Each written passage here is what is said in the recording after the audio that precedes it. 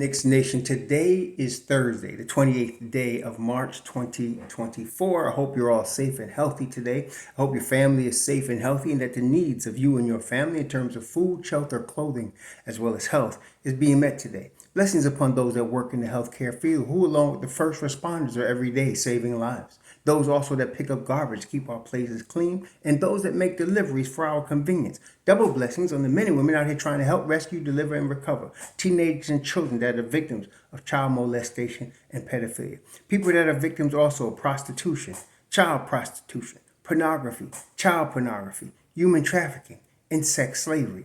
Double curses on the perpetrators of these things. Double curses on those who profit from these things. And double curses on the perverts. Like we got a couple of Sean perverts this week.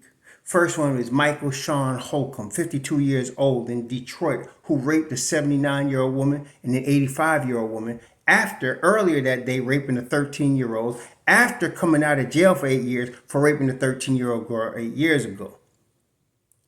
Curses on him. Curses on us all because Puff Biddy Diddy gets no pity. Curses on that perv as well. And blessings on the law enforcement who took these people off the street. Finally, blessings on the homeless.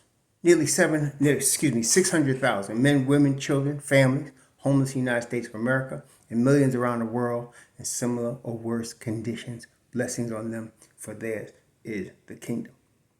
There was a basketball game last night at Madison Square Garden. The New York Knicks destroyed the Toronto Raptors.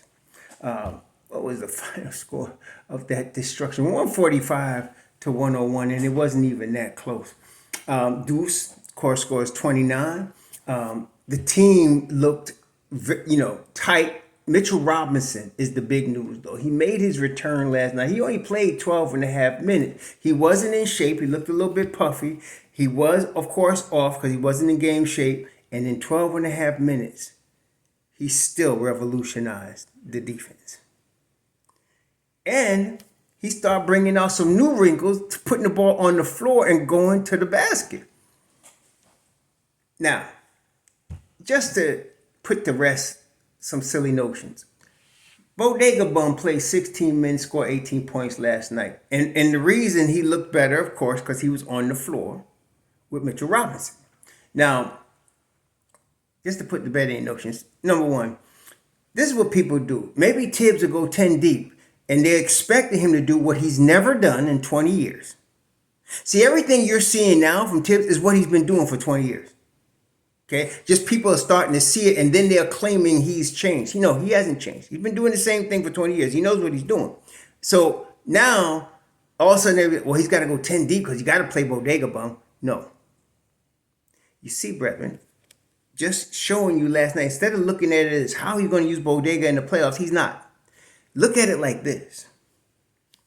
Mitchrob, Precious, Hart, and Deuce. Added with either OG or DiVincenzo or Juju. Look at that. Forget Bodega Bum.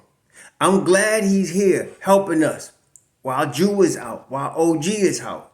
Yeah, and Mitch helps cover up his obvious defensive deficiencies. But let's not get carried away and think that this fool going to be in the playoff rotation. He's not. Okay, but what's exciting, what should excite those that's not swinging from that man's nutsack is the defense. Last night, with now you're talking about Precious, Mitchrob, Deuce, and then at times you had out there Hart with them and Bodega, and the defense looked ferocious. And that's where the obvious weakness with Bodega. The defense looked ferocious. Can you imagine what it's going to be like when you get OG back? Just get OG back, which may happen either Friday or Sunday. Okay, I'm thinking by Sunday for sure we're going to see OG. When you put OG out there with them, it's ridiculous. The Knicks right now are one of the hottest teams. In fact, they're two hottest teams in the Eastern Conference. There's several in the Western Conference, but in the Eastern Conference, it's Boston and the Knicks. The Knicks are 8-2 in their last 10, and Boston's 9-1 in their last 10. But if you want to talk about a change that Thibs might make, which might shock some people, it would even shock me, but I wouldn't be surprised to see it happen. That is to keep Deuce in the starting lineup and bring his son Hart off the bench when OG gets back. Now that could happen. I wouldn't be surprised. I mean, I wouldn't be surprised if he puts Deuce on the bench, but the way Deuce is playing, last night, the young man had nine three-pointers. 9 3-pointers. Over the last 10 games, he's averaging 14 points, 92% from the free throw line, 92%, 49% from the three-point line, 53% from the field. You know what that's called? 50, 40, 90. I don't think he takes him out the lineup. On top of the elite level defense that he's always played, he's now shooting at an elite level. So I wouldn't be surprised if you get Hartenstein, OG, Deuce, Brunson, and Devo. I wouldn't be surprised. I wouldn't take Devo out either. Now, Hart is born to be a bench piece, a utility player, a Swiss Army knife. That's him. So you could put him anywhere, and he's going to be effective, and he's going to get his minutes. But I wouldn't be surprised because of the shooting and defense that Deuce brings to the table. The ability to guard 1 through 3. Deuce can do that. He could guard 1 through 3, and in the power forward that's not 7 feet tall. He can guard them too. So I don't know. We're going to see. This is going to be an interesting problem, but it's a really good problem because the addition of OG Anunoby, as we just saw, we got a little sample size of it a few games ago. The defense immediately picks up a notch, and to see OG on the floor with Mitchell Robinson, and not only that, did you notice Precious Achiuwa and Mitchell Robinson together? That was ridiculous. Their defense was ridiculous. Precious was crazy. Precious last night was on a mission. It's like when he plays against his former teams, which is Toronto and Miami, he's on a mission. Last night, he's played 27 minutes, 19 points, 12 boards. See, that's what you looking at. And blocking shots. How many blocks he had? He had 2 blocks last night. And then, of course, Mitchrob, in the 12 and a half minutes that he played, he wiped off a couple of shots as well. Yeah, forget Bodega Bum. I'm glad he's there, and I'm glad all his fans are really, pulling for him. But look, no, he's not going to be in the playoff rotation. But the team that is going to be in the playoff rotation, and it's good to have Bodega there when you got Mitchrob there, just in case somebody gets hurt. You still got Bodega there, as you saw last night. Even if somebody got hurt, you still got him to come in. But for the playoffs, Thibs goes 8 or 9 players deep. Okay, 8 or 9. He's probably going to do 9 because of the talent level with Mitchrob, Precious, Hart, and Deuce. And then you bring back Jew and OG. Now, he can take his time with Jew. Take time with Jew. He ain't got to bring Jew back immediately. But the schedule does get rough next week. It starts to get a little rough for the Knicks next week. Right now, like I said, the schedule right now, you just play Toronto, you play San Antonio. And by the way, last night there was some major losses last night in terms of our opponents. Miami lost, Cleveland lost last night, Philly lost. That really, the Knicks are alone in the 3rd spot, a half game up on Cleveland right now. Now, Cleveland is going to get Mitchell back Friday. He's going to come back Friday and play. So they're going to be hoping, obviously, that that they can pick up some wins. But for the Knicks, we go into San Antonio on Friday, and San Antonio just beat the Suns. Okay, again, and last night the Hornets beat Cleveland. This is the level of parity you have in the league right now. There is no guaranteed win. Again, on any given night, anybody could beat anybody.